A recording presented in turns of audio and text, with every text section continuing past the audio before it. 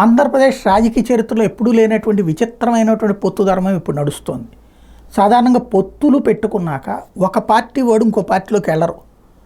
ఈ పొత్తులో లేని కూటమి వైపుకి, ఈ పొత్తులో లేని పార్టీల వైపుకి వెళ్తారు.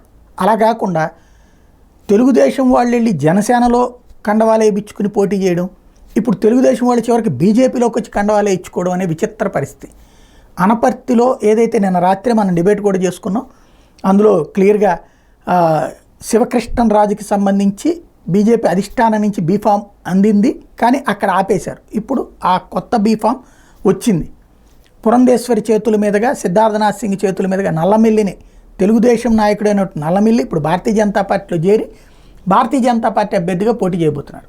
మొన్ననే ఆయన చీపొమ్మన్నారు, క్లియర్గా చెప్పారు, నేను తెలుగుదేశం నాయకుడిని, తెలుగుదేశంలోనే పుట్టాను, తెలుగుదేశంలోనే కంటిన్యూ అవుతాను తప్పించి పొరపాటు కూడా బీజేపీలోకి వెళ్ళను అని చెప్పి చివరికి చంద్రబాబు చేత కన్విన్స్ ఇచ్చి రిక్వెస్ట్ చేసి బీజేపీలో చేర్చుకునే కర్మ ఏంటి అంటే అర్థం కానటువంటి విచిత్రమైనటువంటి పరిస్థితి. సాధారణంగా భారతీయ జనతా పార్టీ చరిత్రలో ఇట్లాంటి వాతావరణం గతంలో ఎప్పుడూ జరగలేదు.